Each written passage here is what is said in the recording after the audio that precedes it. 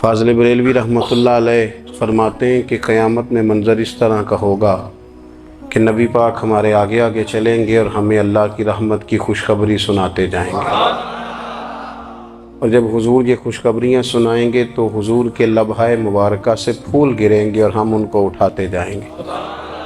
فرماتے ہیں خود تو وہ تھوڑی دیر کے لیے روئیں گے اللہ کی بارگاہ میں کہ یا اللہ انہیں معاف کر دے، خود روئیں گے لیکن ہمیں ہنسا دیں گے۔ پیش حق مجدہ شفاعت کا سناتے جائیں گے، آپ روتے جائیں گے پر ہم کو ہنساتے جائیں گے۔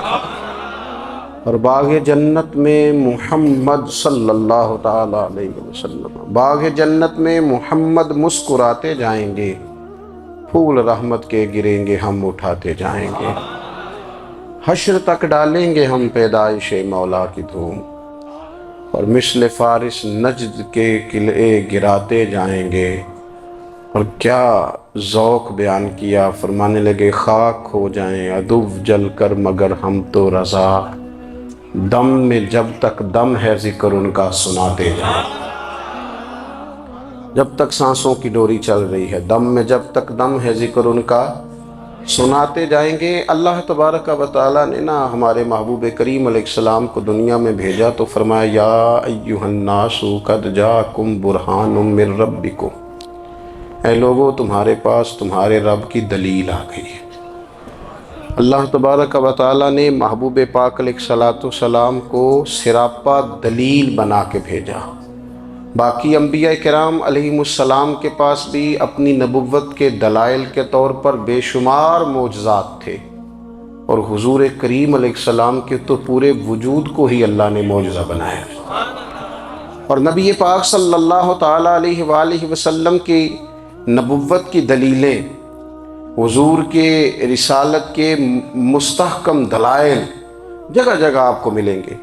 سب سے پہلی چیز تو یہ سمجھنے والی ہے کہ نبی پاک علیہ السلام نے جس چیز کو سب سے پہلے اپنی نبوت کی دلیل کے طور پر بیان فرمایا وہ حضور کا کردار ہے، سیرت ہے، عمل ہے، حضور کا لوگوں کے ساتھ رویہ ہے۔ نبی پاک علیہ السلام کی تبلیغ کے 3 دور ہیں۔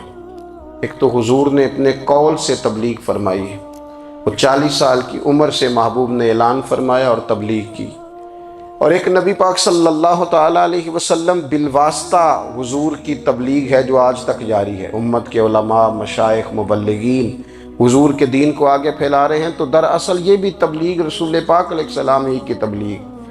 اور ایک حضور کی تبلیغ کا دور ہے، حضور کی پیدائش سے لے کر ولادت مبارکہ سے لے کر حضور علیہ السلام کے اعلان نبوت تک۔ اس دوران نبی پاک نے جو تبلیغ فرمائی ہے وہ اپنے کردار سے فرمائی۔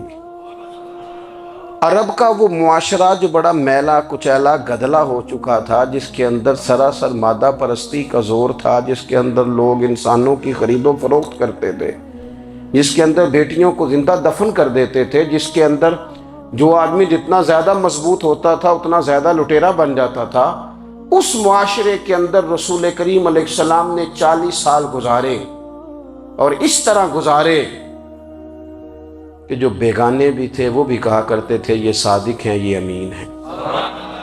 اور جب حضور نے اعلان نبوت کیا تو فرمایا، یہ قرآن مجید کے لفظ ہے، فرمایا فَقَدْ لَبِثْتُ فِيكُمْ عُمَرًا مِّن قَبْلِهِ أَفَلَا تَعْقِلُونَ، میں تمہارے بیچ عمر کا ایک حصہ گزار چکا ہوں، تمہیں عقل نہیں ہے، شعور نہیں ہے۔ نبی کریم علیہ السلام نے اپنے کردار کو، اپنے عمل کو اپنی نبوت کی دلیل کے طور پر بیان فرمایا۔ وہ تو حضرت حلیمہ بھی فرماتی ہیں نا، جب میں نبی کریم علیہ السلام کو اپنے گھر لے گئی تو میرا اپنا بچہ بھی دودھ پیتا تھا، 2 میرے بیٹے ہو گئے، ایک میری یہ نسبی اولاد اور حضور میری رضائی اولاد۔ تو کہتی ہیں جب میں کریم محبوب علیہ السلام کو اپنے سینے سے لگاتی تھی تو حضور میرے ایک پستان سے دودھ پیتے تھے اور دوسرا اپنے بھائی کے لیے چھوڑ دیا کرتے تھے۔ یہاں سے رسول کریم علیہ السلام نے کردار کے ذریعے تبلیغ، اور پھر اعلان نبوت سے پہلے ایک تنظیم عرب کے جوانوں پر، عرب کے سرداروں پر مشتمل بنائی گئی، جس میں نبی کریم علیہ السلام نے بڑا حصہ لیا سرکار نے، اور बड़े अहम लोगों को शऊर हुजूर ने अता फरमाए। वो उस जमात का फैसला था कि हम सारे जवान, सारे बड़े लोग मिलेंगे। ये हुजूर के ऐलान नबूवत से पहले की बात है। हम बड़े लोग मिलेंगे, किसी बड़े को किसी छोटे पर जुल्म नहीं करने देंगे, किसी आदमी को किसी गरीब का हक नहीं खाने देंगे। हुजूर अलैहिस्सलाम ने ना अपने किरदार से, अपने अमल से, और आपका जो अमल होता है ना वो असल होता है। एक होता है आप कोई बात करते हैं और एक होता है कि आप कोई अमल करते हैं। आप जब अमल करते हैं तो अमल के जरिए भी लोगों तक बात पहुंचती है कि दरअसल आपका उठना बैठना चलना फिरना क्या है। मेरे रसूल करीम अलैहिस्सलाम का उठना भी एक नबी का, बैठना भी एक नबी का, बात करना भी एक नबी का, मामलाते ज़िंदगी करना भी एक नबी का, लेन देन करना भी एक नबी का। एक शख्स कहते हैं मैंने ऐलान नबूवत से पहले हुजूर अलैहिस्सलाम से कोई चीज़ खरीदी थी और मैंने अर्ज़ किया था आप यहाँ तशरीफ़ रखें, मैं पैसे लेके आता हूँ। मैं 3 दिन के बाद आया। देखो ये बात करनी कितनी आसान है, बोलनी कितनी आसान है, पर 3 दिन यहाँ मेरे भाई को किसी शख्स को 2 घंटे इंतज़ार करना पड़ जाए तो लोग कहते हैं अल इंतज़ार व अशद्दु मिनल कत्ल। ये तो कत्ल से ज़्यादा तकलीफ वाला मामला है, मुंतज़िर रहना किसी का। कहते 3 दिन के बाद में आया तो मेरे रसूल करीम वहीं तशरीफ़ फरमाया। बस इतना फरमाया यार तुमने मुझे बड़ी तकलीफ़ में डाल दिया, 3 दिन हो गए यहाँ रुके हुए। तो हुजूर ने अपने किरदार को, अपने अमल को, अपने मामलात को सबसे पहले अपनी नबुव्वत की दलील के तौर पर पेश किया। किसी ने क्या खूब कहा था कि जो तेरी जान के दुश्मन हैं वो भी कहते हैं, वो जो तेरी जान के दुश्मन है, बज़ाहिर तो आए हैं ना हिजरत की रात जान लेने, लेकिन अमानतें हुजूर के घर में रखी हुई हैं, अमानतें काशाना नूर पे पड़ी हैं। वो जो तेरी जान के दुश्मन है वो भी कहते हैं कि अमीन तू है और सदाकत की आबरू तू है। अमीन भी तू है, सदाकत की आबरू तू है। तो पहले किरदार। फिर दूसरी बात, अल्लाह ताला ने अपने महबूब अलैहिस्सलाम को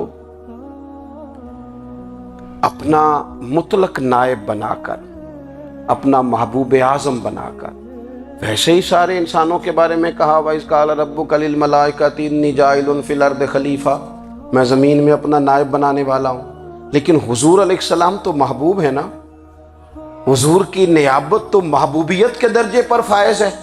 तो रसूल पाक को रब करीम ने इस तरह का बना के भेजा कि हज़रत अब्दुल्ला इब्न रवाहा रज़ी अल्लाह तआला अन्हु बयान फरमाते हैं कि अगर हुजूर कोई मौजज़ा न भी दिखाते, नबी करीम अलैहिस्सलाम से कोई एजाज लोग न भी देखते, तो महबूब का तो चेहरा ही इस तरह का था, लोगों ने देखते जाना था और कलमा पढ़ते जाना था।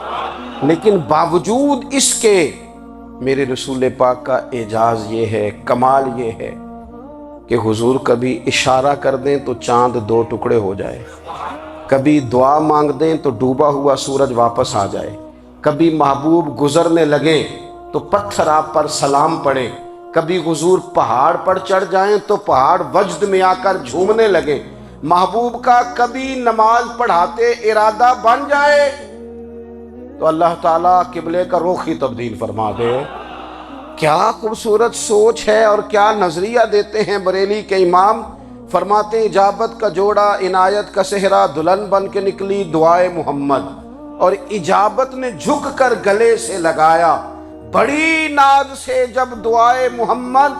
देखो खुदा की रजा चाहते हैं दो आलम, खुदा चाहता है रजाए मोहम्मद सल्लल्लाहु ताला अलैहि वसल्लम। रसूल करीम की फसाहत, बलागत देखे ना, हुजूर 2-4 जुमलों में सारी बात समझा जाते हैं। एक हदीस पाक अगर हमारी समझ में आ जाए, एक रवायत नबी पाक सल्लल्लाहु ताला अलैहि वसल्लम ने फरमाया खूबसूरत मुसलमान वो है जो बेमकसद बातों को छोड़ दे। लो, इससे पूरी ज़िंदगी सजाई जा सकती है, एक जुमले से पूरी ज़िंदगी सवारी जा सकती है। कोई लंबी चौड़ी बातों में जाने की ज़रूरत नहीं। कहा खूबसूरत मुसलमान ये है जो बेमकसद बातों को छोड़ दे, लायानी बातों को। क्या कहते हैं हमारे देहात के लोग, जेड़े पिंड जाना नहीं ओदा राह पुछने दी। लेकिन आजकल लोग बाज आंदे, यानी जिस बात का बिल्कुल ताल्लुक नहीं ना वो बात भी करते जाते हैं, जिसका शोभा ही नहीं। وہ بھی چھلانگ لگا لگا کے اس میں آ جاتا ہے۔ ہم اپنا وقت ضائع کرتے ہیں، اپنی صلاحیتیں ضائع کرتے ہیں، اپنا نقصان کرتے ہیں۔ ہم اپنا کام صحیح کر کے نہیں کرتے اور دوسری ساری دنیا کو ٹھیک کرنا چاہتے ہیں۔ او بھائی، آپ جس جگہ جس شعبے سے تعلق رکھتے ہیں آپ اپنے معاملات میں مضبوطی پیدا کریں۔ حضور نے اپنی فصاحت کے ساتھ، بلاغت کے ساتھ لوگوں کو قائل کیا، اور قرآن مجید کی تاثیر کا یہ اثر میرے کریم رسول نے دکھایا کہ رات کو جب حضور بیٹھ کے قرآن پاک پڑھتے تھے نا، جب یاسین والے نبی خود یاسین کی تلاوت کریں، جب طٰہٰ والے محبوب خود طٰہٰ کی تلاوت کریں، غور کرو نا، جب مدثر والے محبوب خود ان جملوں کو ادا کریں، یعنی جن کے بارے میں آیت آئی ہے، جب وہی یہ آیت پڑھیں کہ اِنَّا أَعْطَيْنَاكَ الْكَوْثَرَ، یعنی جن کا ذکر ہو رہا ہے، جب وہ یہ بات کریں کہ یا ایھا النبی انا ارسلناک شاہدا ومبشرا ونذیرا لتؤمنوا باللہ ورسولہ وتعزروہ وتوقروہ وتسبحوہ بکرۃ واصیلا، جن کے بارے میں آیت آئی ہے، جب وہ یہ کہہ رہے ہوں کہ ورفعنا لک ذکرک، جب وہ کہہ رہے ہوں والضحیٰ واللیل اذا سجا، ذرا اس کیفیت کو دیکھیں جب محبوب خود پڑھ رہے ہوں، اور جو حضور پر آئی ہیں اس کا ذائقہ، اس کا لطف، اس کا انداز بھلا کیا ہوگا۔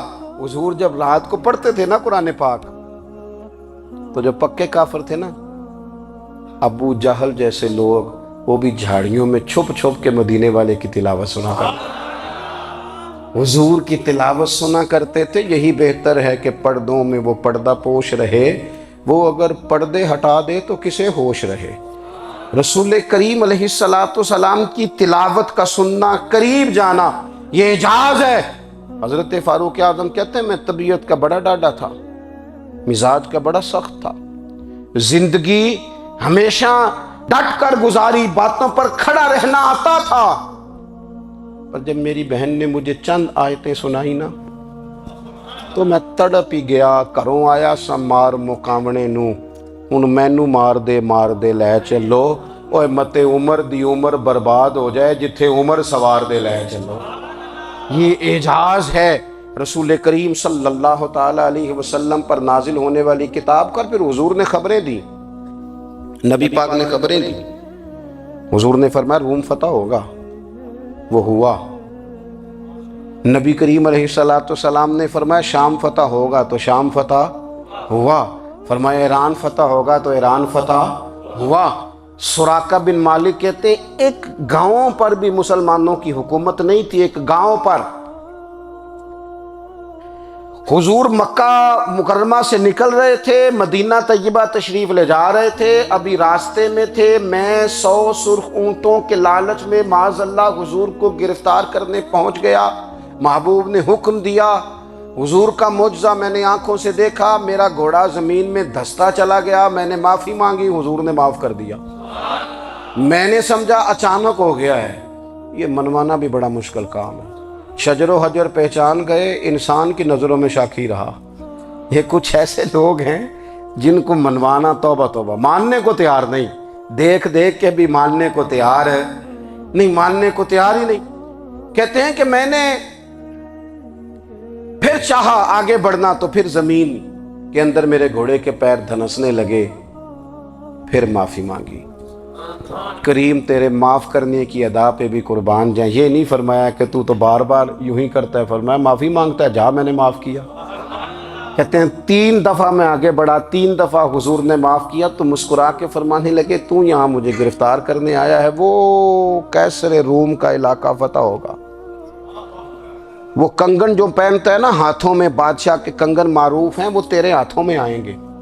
اللہ کرے آپ سمجھیں، یہ جو لوگ ڈری ڈری سہمی اور ہمارے بچے مایوسی کی معاذ اللہ باتیں کرتے ہیں، وہ دیکھیں حضور کس طرح کی گفتگو فرماتے ہیں۔ ابھی ایک گاؤں پر بھی اسلام کی حکومت نہیں، لیکن حضور کا خبر دینے کا انداز، کریم فرمانے لگے وہ کیسر روم کے جو کنگن ہوں گے وہ تیرے ہاتھوں میں آئیں گے۔ جناب سراقہ بن مالک فرماتے ہیں کہ میں مسلمان ہو گیا، حضور کا وصال ہو گیا، کنگن نہیں آئے۔ حضرت ابوبکر صدیق کا وصال ظاہری ہو گیا، کنگن نہیں آئے۔ جناب عمر کا دور آ گیا، سراقہ بوڑھے ہو گئے، کوئی بندہ پوچھتا نا کہ اب تو عمر ڈھل گئی ہے، زندگی کا پتہ نہیں، کہنے لگے نہیں میں نہیں جاتا، جب تک کنگن نہیں آتے اسرائیل کوئی نہیں آئیں گے، کیونکہ ساڈے نبی دی زبان ساڈے واسطے قرآن، جو دن کو کہہ دیا دن ہے تو دن نکل آیا، جو شب کو کہہ دیا شب ہے تو رات ہو کے رہی، اور خدا نے ان کی زبان کو وہ اختیار دیا، جو نکلی منہ سے ان کے وہ بات ہو کے رہی۔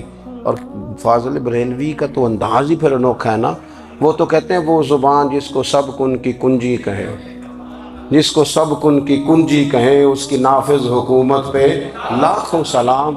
کہنے لگے نہیں آتے حضرت اسرائیل، فکر نہ کرو، بوڑھے ہو گئے تھے، نکلنا گھر سے بند کر دیا تھا، حضرت عمر کا دور تھا، کنگن آ گئے۔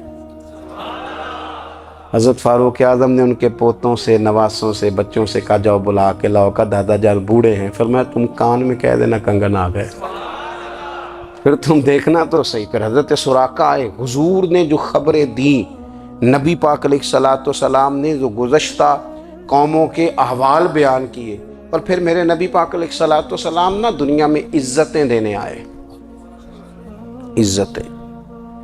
یہ مزاج ہمیں کم کرنا چاہیے، یہ جو ہم ساری زندگی اس کام میں لگا دیتے نا کسی کو نیچا کیسے دکھانا ہے، یہ انداز حضور نے نہیں ہمیں دیا۔ اب دیکھو حضور تشریف لائے تو ہمیں پتہ چلا کہ حضرت یوسف جیسا سونا کوئی نہیں، حضور تشریف لائے تو ہمیں پتہ چلا کہ حضرت داؤد جیسی خوبصورت آواز کسی کی نہیں، حضور تشریف لائے تو ہمیں پتہ چلا کہ جناب عیسیٰ علیہ السلام کا فقر اختیاری کس طرح کا تھا، محبوب تشریف لائے تو ہمیں پتہ چلا کہ حضرت موسیٰ کا جلال کس طرح کا تھا۔ یہ تو حضور آئے تو نبی پاک علیہ السلام نے اس کی بھی عظمت بیان کی، اس کی بھی شان بیان کی، حضور نے بتایا کہ ابو بکر صدیق کی شان کیا ہے، فاروق اعظم کا مرتبہ کیا ہے، عثمان غنی کی حیا کیا ہے، مولا علی کی شجاعت کیا ہے، اہل بیت نبوت کی عظمت کیا ہے۔ حضور آئے عزتیں دینے، ماں کو عزت دی مدینے والے رسول نے، کہا جس کا باپ راضی ہو گیا اس کا رب راضی ہو گیا، فرمایا جو 2 بیٹیاں 3 بیٹیاں 4 بیٹی بہنیں یا ایک بیٹی یا بہن بیاہ کے آ گیا نا، اس طرح میری 2 انگلیاں جڑی ہوئی ہیں، میرے ساتھ جڑ کے جنت میں جائے گا۔ رسول کریم صلی اللہ تعالی وسلم نے عزت دی، عزت دی، حضور عزتیں دینے، کوئی اعزاز نہیں، ان پڑھ بندہ ہے، سادہ ہے، غریب ہے، مزدوری کرتا ہے، ہاتھوں پہ چھالے، یا رسول اللہ اس کا بھی کوئی اعزاز ہے؟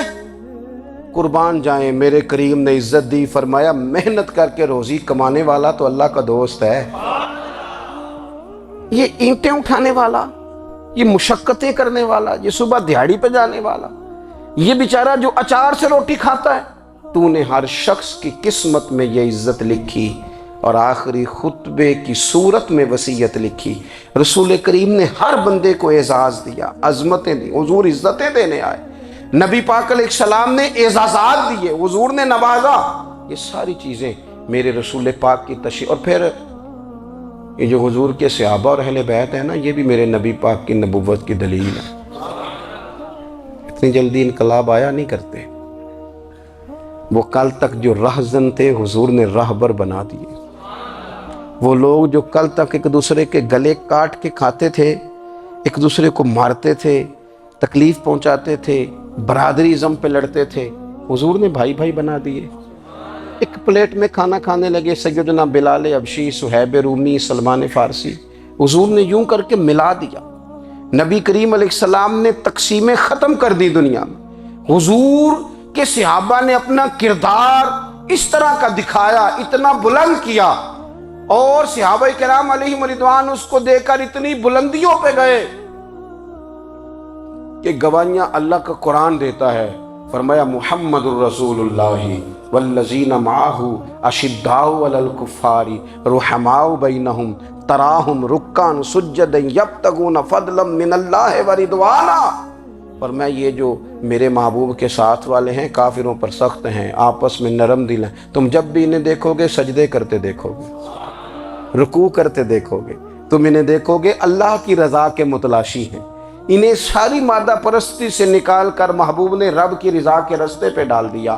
میرے نبی کریم سید عالم صلی اللہ تعالیٰ علیہ وسلم کی نبوت کے دلائل کے طور پر یہ ساری چیزیں آئیں۔ بس میں بات سمیٹنے لگا ہوں۔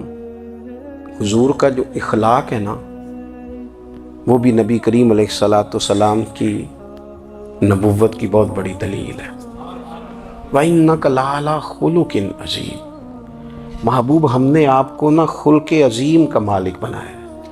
کچھ لوگ سمجھتے ہیں صرف آپ کا بولنے کا انداز ٹھیک ہو تو آپ با اخلاق ہیں۔ نہیں بھائی، بولنے کا انداز ٹھیک ہونا با اخلاق نہیں، سچ بولنا اخلاق کی علامت ہے۔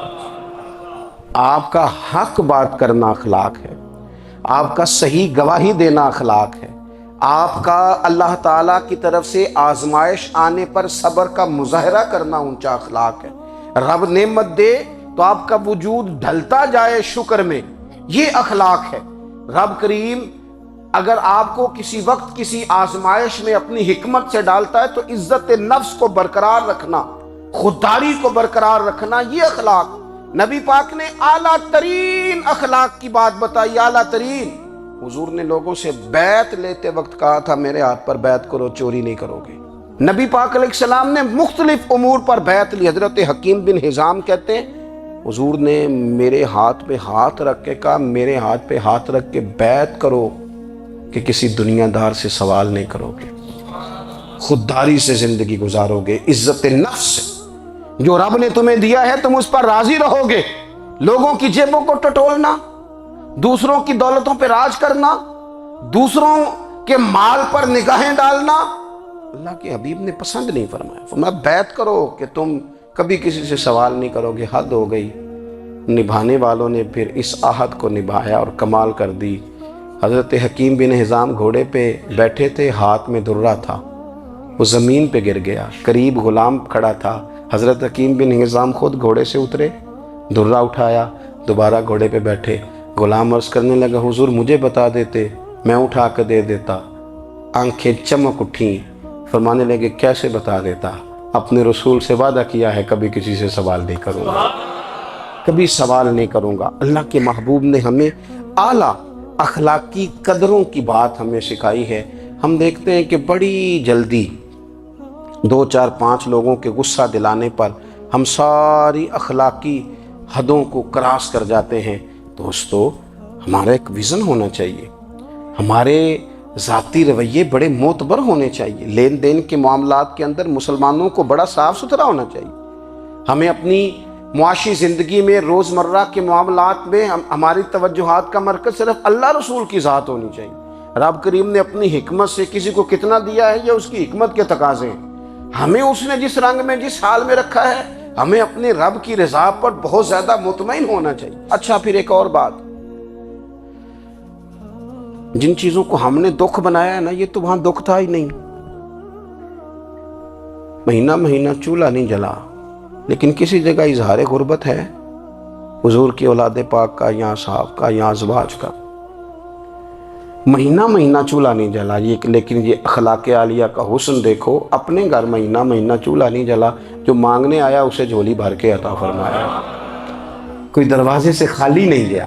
عزیز بھائی، اگر زندگی میں اخلاقی قدریں ہم اپنا لیں اور ہم تھوڑا تھوڑا کر کے اپنے آپ کو تبدیل کریں، ساری زندگی توجہ رہی کہ فلاں کیا کر رہا ہے فلاں کیا کر رہا ہے، تھوڑا سا گردن کو جھکا کے اپنے اوپر توجہ ڈالیں، اپنے آپ کو وقت دیں، حضور کے اخلاق عالیہ کی روشنی میں، تعلیمات حسنہ کی روشنی میں ہم اپنے کردار و عمل پر تھوڑی توجہ دیں۔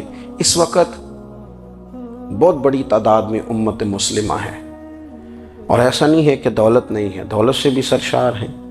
ہمارے ہاں بڑے بڑے انجینئر ہیں، بڑے بڑے ڈاکٹر ہیں، لیکچرار ہیں، ہمارے پاس بڑے بڑے ہاسپٹل ہیں، بڑا کچھ ہے، لیکن کردار و عمل کے بادشاہ، اپنی زندگی تقوی کی روشنی میں گزارنے والے، ان لوگوں کی تعداد کم ہے۔ اگر کوئی آج بھی سارے کام نیک کرے لیکن جائیداد میں سے بیٹی کا حق رکھ جائے تو پھر اس نے کیا میلاد منایا؟ اگر آج بھی جو 2 4 لوگ بیچارے اس کے زیر دست ہیں، ملازمین ہیں، ان کے ساتھ اس کا رویہ انتہائی سخت ہو تو اس نے کیا میلاد منایا؟